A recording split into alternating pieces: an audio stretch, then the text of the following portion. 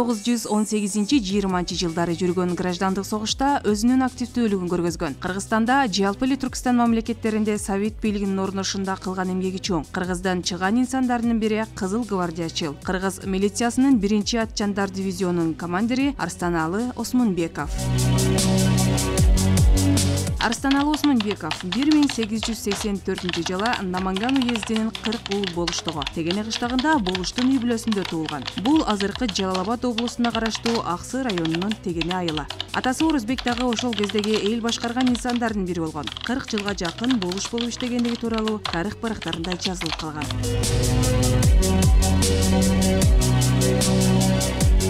Бул согуш Түркстан аймагында, анын ичинде Кыргызстанда эң эле катаал формада жүргүзүлүп, айрым бир өзгөчөлүктөр менен өткөн. 1918 жылы жайында империалисттик мамлекеттердин аракеттеринин натыйжасында граждандык согуш күч алат.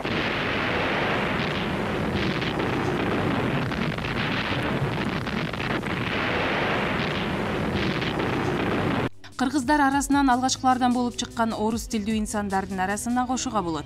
Ал 1914 жылы Намангандагы орус тузем мектебин аяктаган. Анын орус тилди мыкты өздөштүргөндүгү да бир топ жардам берген. Орус империясы Кыргызстан аймактарында колониялык саясатын жүргүзүүдө кызматкерлерди, котормочуларды даярдоо үчүн жерлерде орус мектептерин ача башташкан. Арстаналы Осмонбеков да ошол мүмкүнчүлүктөн пайдаланып, орус мектебин аяктоого жетишкен.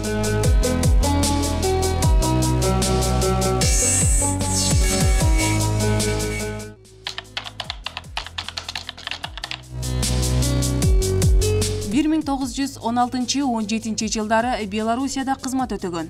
17 жылы февраль революциясы өткөндөн кийин демократиялык кырдаалдар түзүлгөн мезгилде ал билимдүү орус тилин билген киши катары ошол аскер орук жумушуна баргандардын жумушчулар комитетинин мүчөсү болгон. Ошондой эле алардын укугун коргоо иштеринде активдүү катышкан.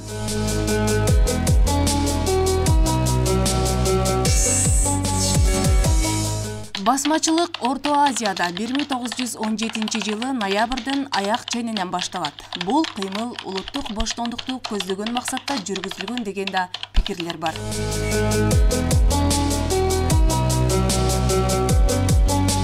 Атаман Дудовдун 1918 жылы 3-июлда Оренбург шаарын басып алышы менен Түркстан борбордук Россиядан бөлүнүп калган. Түркстандагы контрреволюциячыл күчтөрдү басуу үчүн 1918 жылы июлда Актөбө, Закаспий, Жети-Суу фронттору түзүлгөн. Согуштук аракеттерге жетекчилик кылуу үчүн Түркстанда коргонуу штабы, фронтторду башкаруу үчүн Түркстан Республикасынын революциячыл аскердик совети түзүлгөн. Граждандык согуштун жүрүшүндө Арстаналы Осмонбеков сыяктуу эле Яков Никифорович Лагвиненко, Жайнак Садаев, Сулайман Кучуков, Магазы Масанчин сыяктуу мыкты командирлер чыккан.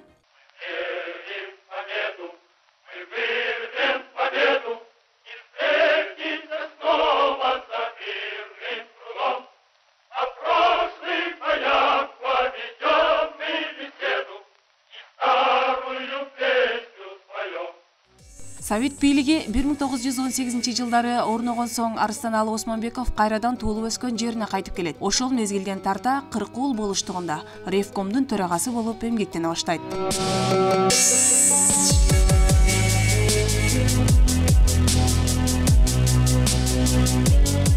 Түштүк Кыргызстанда кеңири жайылган кыймылдык Калккожо, Мадаминбек, Мойдунбек, Эргеш, Рахманкул, Кершермат, Аманпалван жана башка кол башчылар жетектеген. Алар бул кыймылга саясий түс бериш үчүн панисламизм жана пантуркизм идеяларын пайдаланышкан.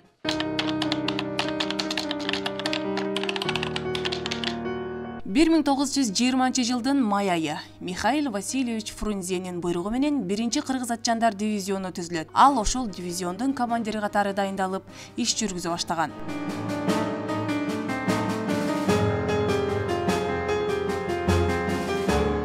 1918 жылы сентябрда Бишкекте 250 адамдан турган кошуун түзүлүп, Жети-Суу фронтуна жөнөтүлгөн. Бул кошуун кийин Кызыл армиянын Пишпектеги советтик 1-полку болуп кайра түзүлөт. Анда Лагвиненко командирлик кылат. Ушундай эле кошуундар Токмокто, Прижевальскийде, Нарында, Ошто, Жалал Абадта, Кызыл Кыяда жана башка жерлерде түзүлө баштаган. Кыргызстандын түштүгүндө басмачылар күч алып, тынч жаткан кыштактарды талап туноп, бир нече орус кыштактарын өрттөп жок кылышкан. Басмачыларга каршы күрөшүү үчүн Анжан менен Ош уездинде Атайын дыйкандар армиясы төзүлгөн. 1918-20 жылдары Аксы аймагында Арыстаналы Осмонбеков төрага болуп турган маалында Аксуу кыштагы Ревкомдун борбору катары эсептелген. Ошол жерге алгачкылардан болуп мектеп-интернатын курдурган. Атайын мугалимдер чакырылып, аларга тиешелүү шарттар түзүлүп, калкты басмачылардан коргоп, ата-энеси жок балдардын баарын чогултуп окуткан.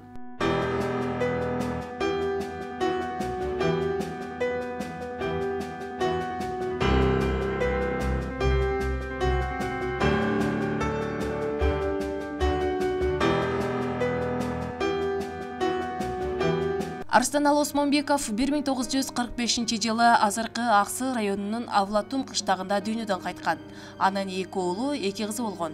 Уулдары аскердик кызмат учурунда каза болот. Ал эми 2 кызы ошол эле Аксыда жашап калат. Учурда кыздарынын көзү тирүү болгону менен алардын урпактары Аксы районунун Тегене, Аксуу, Авлатум айылдарында жашайт.